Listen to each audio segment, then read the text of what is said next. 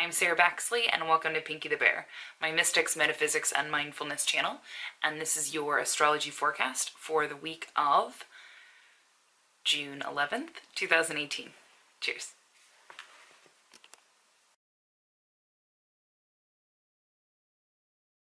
So basically this week is kind of like a sandwich, a little bit. The beginning of this week, just to give a quick snapshot, so the beginning of this week is going to kind of start out relatively mellow. Then there's going to be a little bit of some more stuff happening, maybe like Thursday through Saturday of this week, and then things are going to kind of wind down again on Sunday, so just so that way you get an idea. So basically, like, recapping this past weekend, so today's Monday, June 11th, right? So this past weekend, we just came off of a Moon-Uranus conjunction, and Uranus symbolizes sudden change and kind of like breaking of like old patterns, kind of just like a lot of like things happening out of nowhere, essentially, right? And so, and the moon is what represents like our emotions and our emotional self.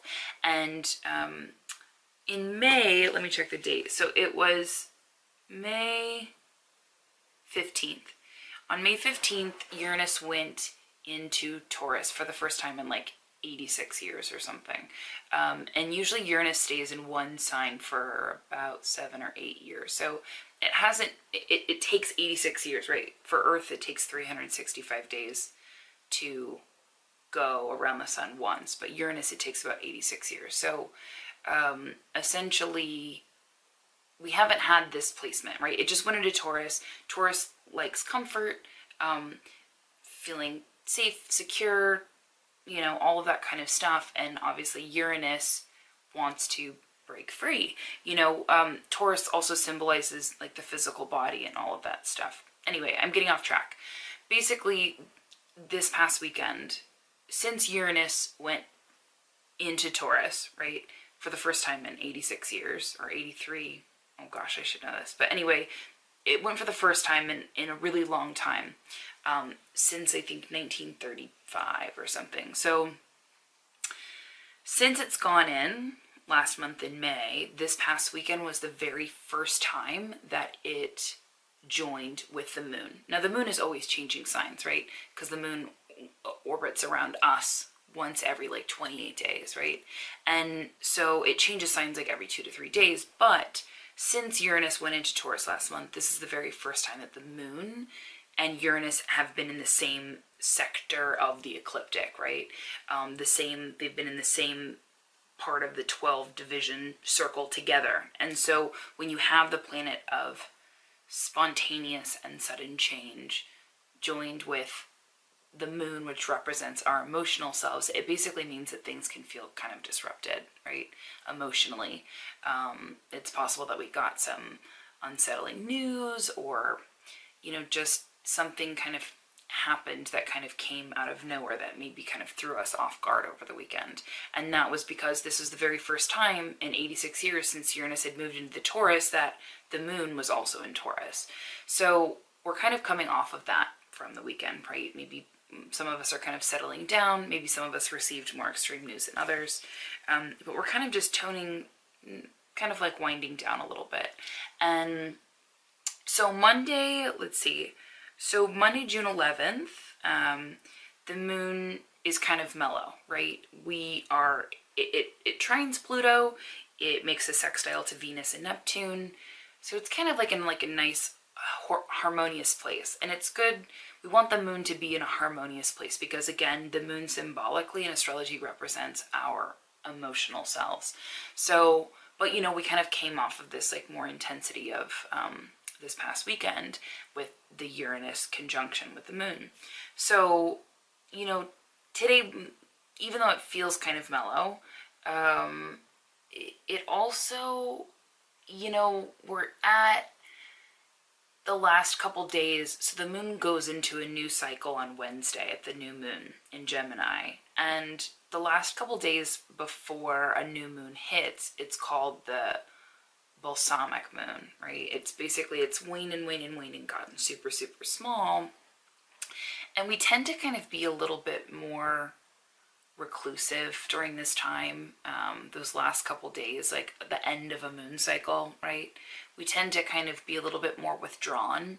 So luckily we have like some pretty relatively easy transits today.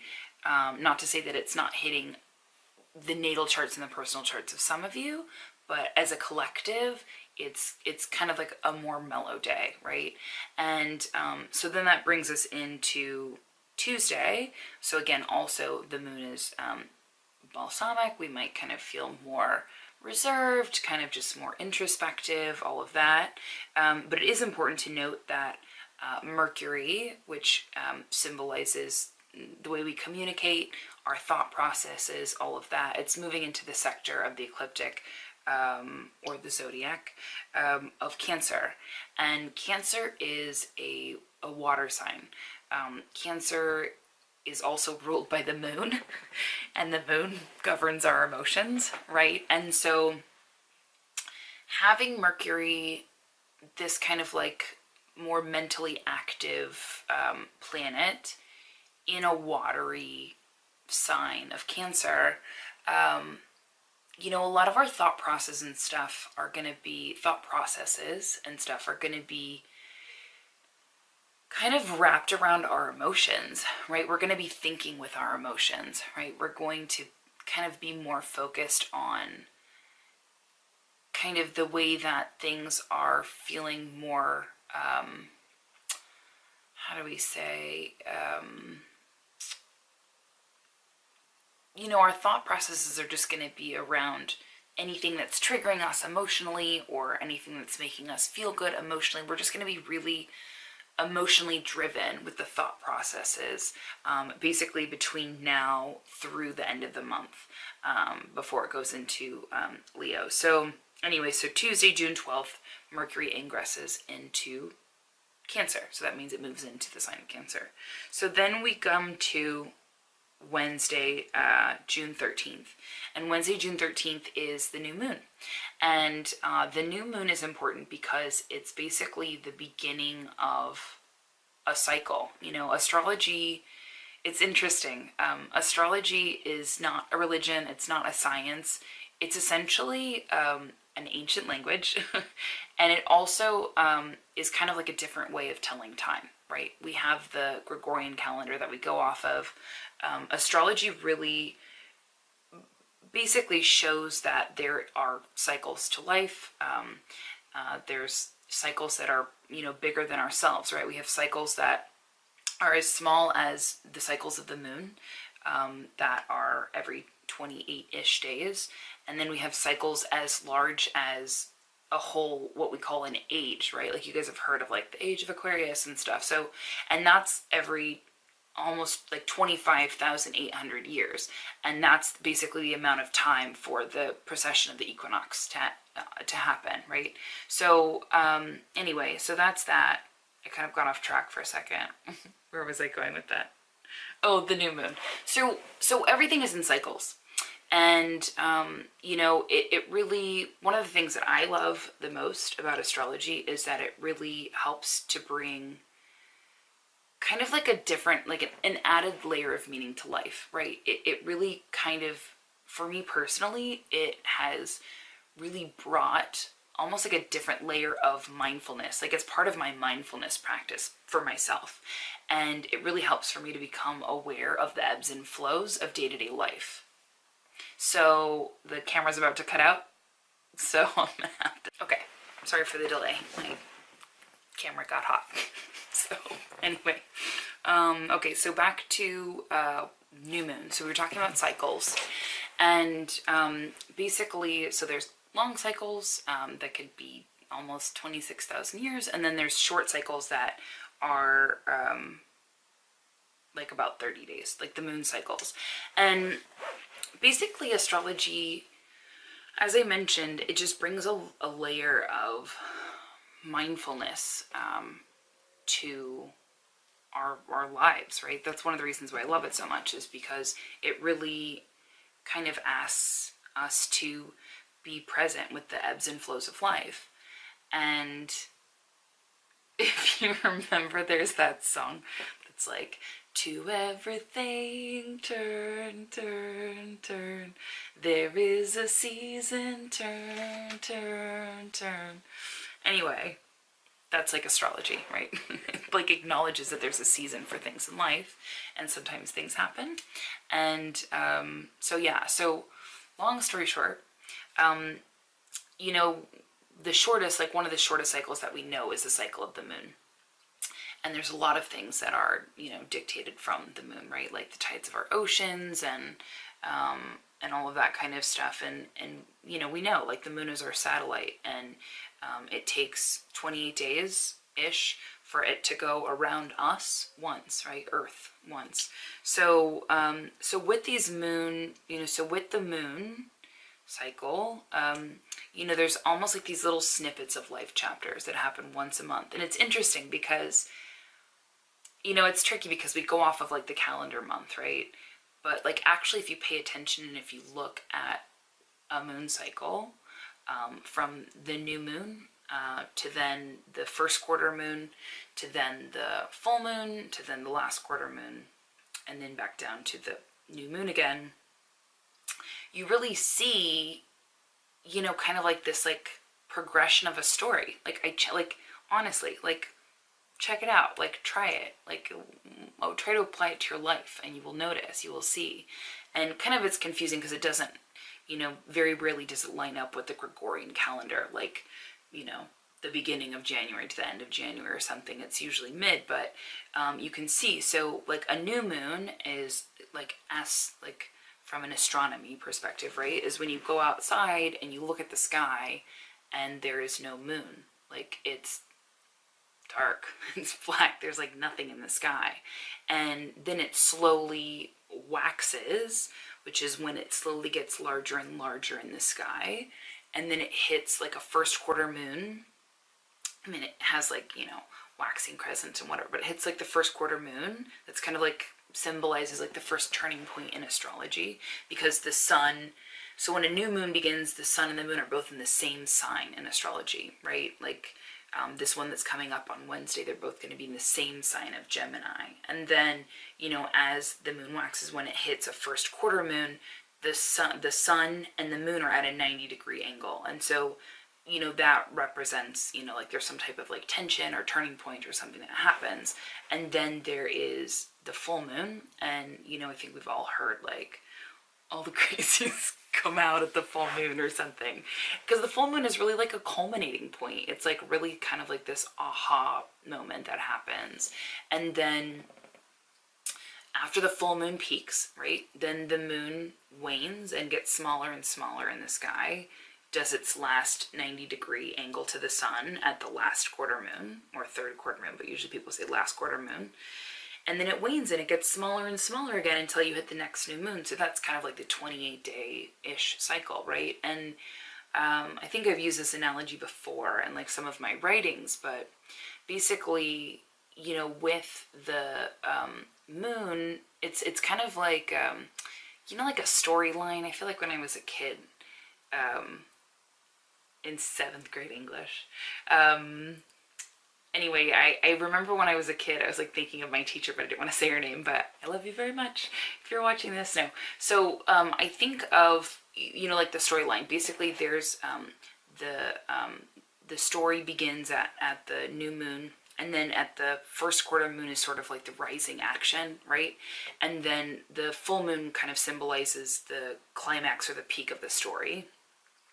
And then it's the falling action, right? So then it's kind of like things have like built up into this big momentum, and then they're kind of like going back down. And so it wanes down at the third quarter moon, and then, you know, gets smaller, you know, kind of like the end of the story, right? But like chapter of the story.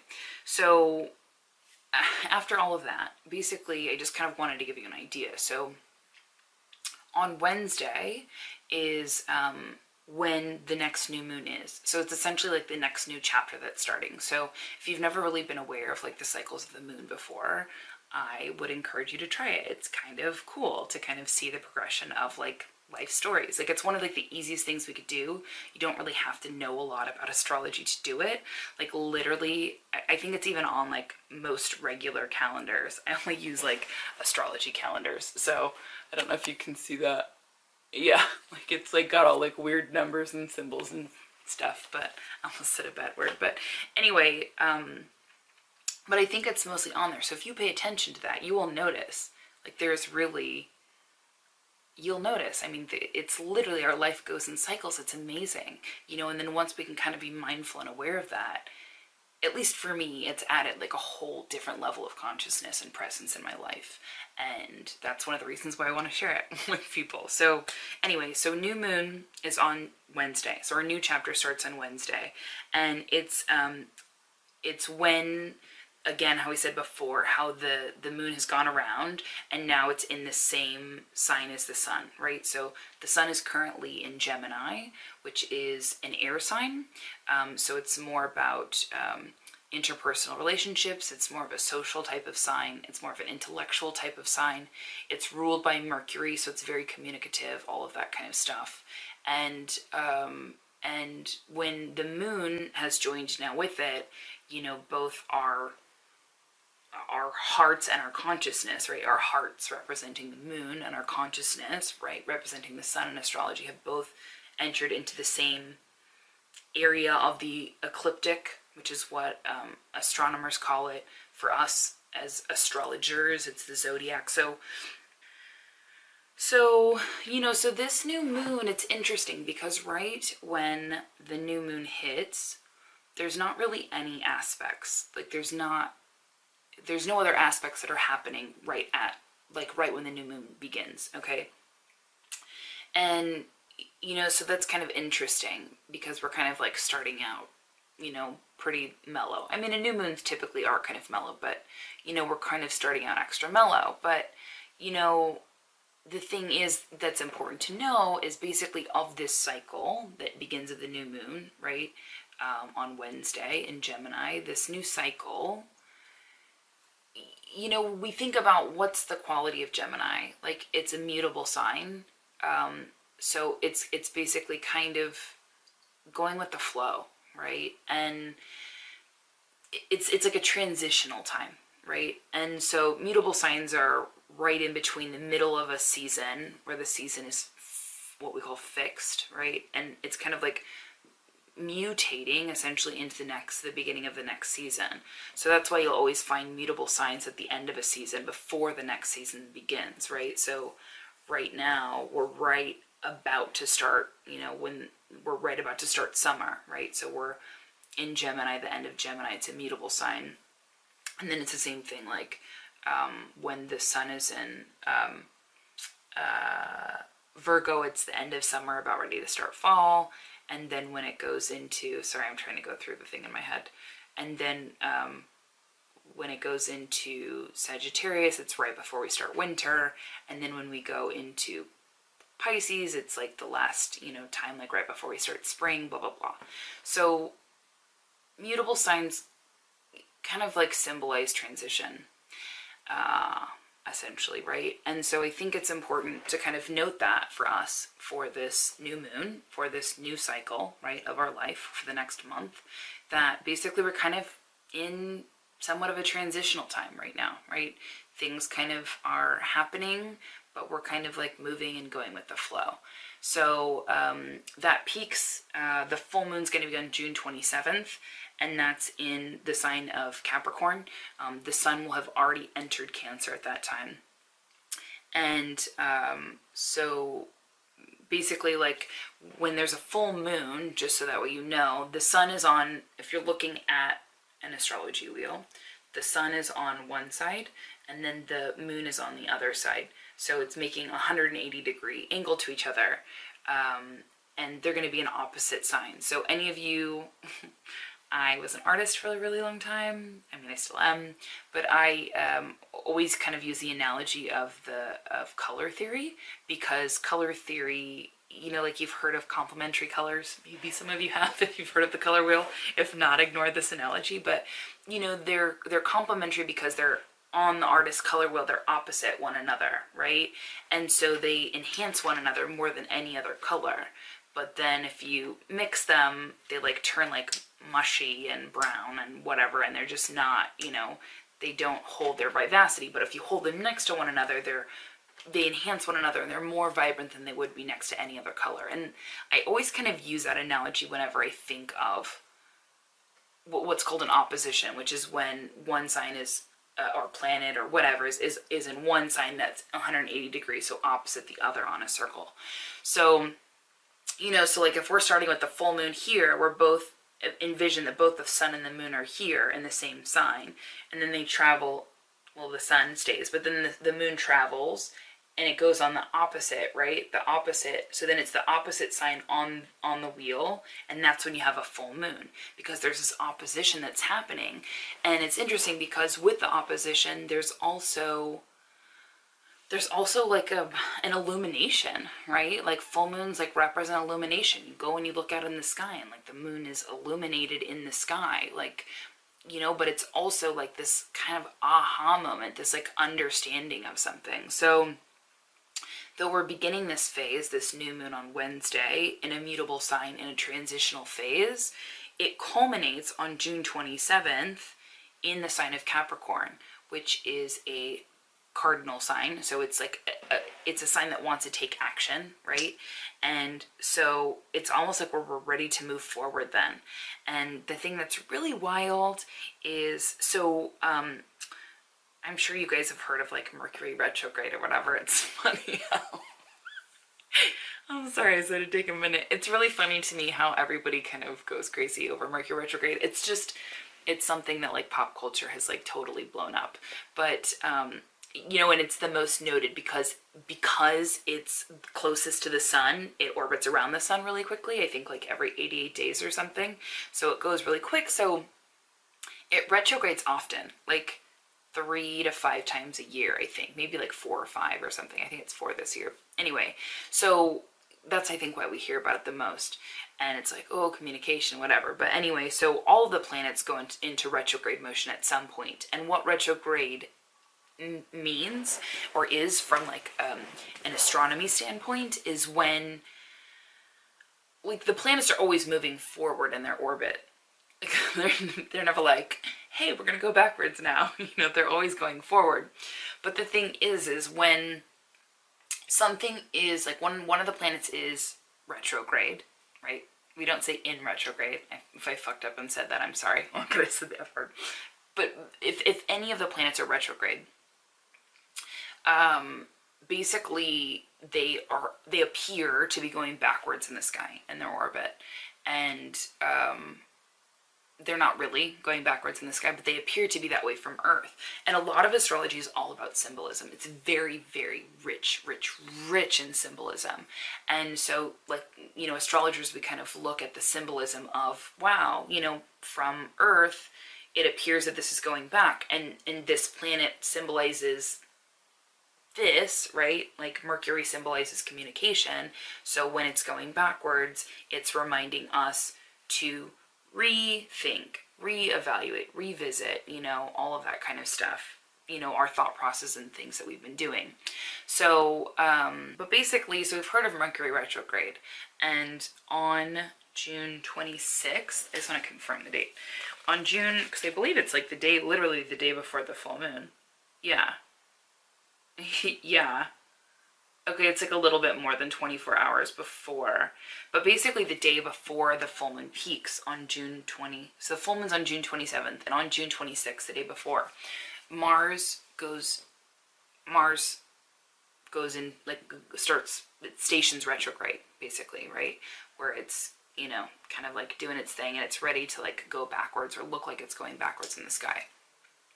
And Mars is the planet of a lot of different things. It depends on which astrologer you talk to. Every astrologer is different, by the way. There's not just like one kind of astrology. So I think that's something else for people to keep in mind. But, you know, Mars is kind of, from a modern way, Mars is the planet that symbolizes like the way that we go after what we want, the way that we assert ourselves, the way that we go after something, right? But it can also, in a traditional sense, be like the planet of aggression and, you know, the fighter planet, right?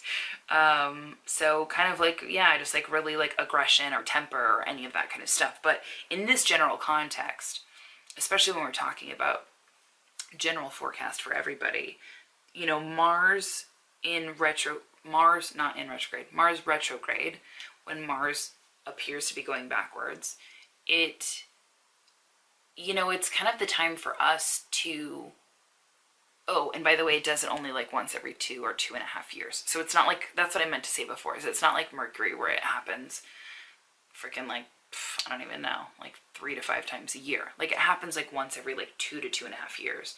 And so it's not that often. And when Mars, which is the planet of like, you know, aggression and moving forward and how we get what we want and like all of this kind of stuff, when it's going backwards, we're like, wait a second, we're not getting what we want. We're not doing what we're supposed to be doing. Like, what's happening? So it's interesting to me, and I'll do a video later kind of like more diving in, because the Mars retrograde throughout all of summer, it's like the end of June through the end of August. It's wild. There's like eclipses and Uranus thrown in there and all sorts of things happening. So I'll do a video on that later. But for right now, it's important to know the day before the full moon peaks for this cycle that we're in is that it goes retrograde. So it's retrograde. It stations retrograde the day before. So it's like we're wanting to move forward and go forward and kind of doing the stuff. And yeah. But like all of a sudden it's like, nope. You gotta go backwards. You can't like necessarily go forwards with what, you know, and pursue new things, because now is the time to revisit and go backwards the things that you've already been doing. Like, how do you do those things better, you know? Instead of like plunging into a new project, how do you revisit the project that you are already in to make it better? Like, how can you be more efficient or, you know, whatever. So, you know, it's funny because also Mars is at the South Node right now, which essentially symbolizes where we've been, where we've gone, where we're not really supposed to be going to go. So it's interesting that this Mars retrograde is kind of going back and forth. I can't remember if it's going back and forth over the South Node, but it's right there. It's right at the South Node. I had to check my notes. But so it's right there. And, you know, so really it's kind of like whatever this holding pattern that we're in, we need to kind of let it be. And I'm getting off topic, but basically this full moon, the day before the full moon, Mars stations retrograde. So we think that we've been moving forward. We've been in this transitional time with the new moon in Gemini. You know, things kind of build up. We hit this full moon that's in Capricorn, wanting to move forward. And the day before there's a Mars retrograde. And the thing is with that is basically, you know, Capricorn is the sign that kind of like launches off. Like it's like the time of year. It literally like Capricorn starts at the winter solstice. Like it literally starts the season of winter.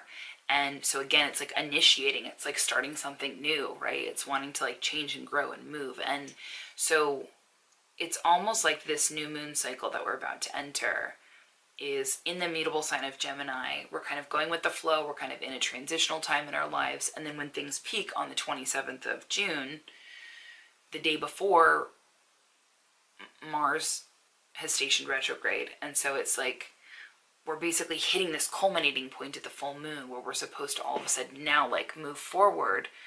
But it's almost as if Mars stationed the day before. So it almost kind of seems to me like the way that we're supposed to move forward is not necessarily in the way that we thought. And we're going to kind of find out like around that time, like the way that we really are supposed to be kind of not moving backward, but like reworking what we've already been doing. So anyway, so new moon's on Wednesday, June 13th. So Venus ingresses into Leo also on Wednesday, so this upcoming Wednesday, which means it's moved into the 30 degrees of the ecliptic or the zodiac that's designated to Leo, right? And so Venus ingress into Leo. Venus has moved into Leo. So basically, this is going to be until July 8th. And, you know, Venus is, you know, as we know, the planet of harmony and balance and love, also relationships, things we like to do, all of that kind of stuff. And in the sign of Leo, you know, Leo is ruled, you know, that area of the ecliptic is ruled by the sun. You know, it's very creative, it's very romantic. You know, it's also kind of self-driven a little bit, right? And so I think it's important to realize, like, not only maybe will there be like romance and, you know, other things kind of turned on a little bit more with relationships over the next month, but also I think that having Venus in the sign of Leo kind of, it almost kind of asks us to kind of nurture ourselves a little bit, actually, and kind of do a little bit of self-care and all of that. So anyway, that's something else that I just wanted to say. So then moving on to Thursday, this Thursday, June 14th, we have Venus square Uranus, and the moon is opposite Saturn.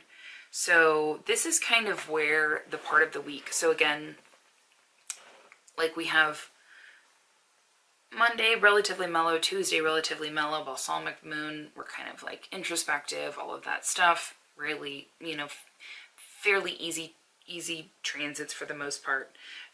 Then Wednesday, the new moon begins, also kind of like easing in. And then Thursday, June 14th, Thursday through Saturday is kind of when the heat picks up a little bit. And like, I don't want to like totally like sugarcoat it and be like, oh shit's, everything's great.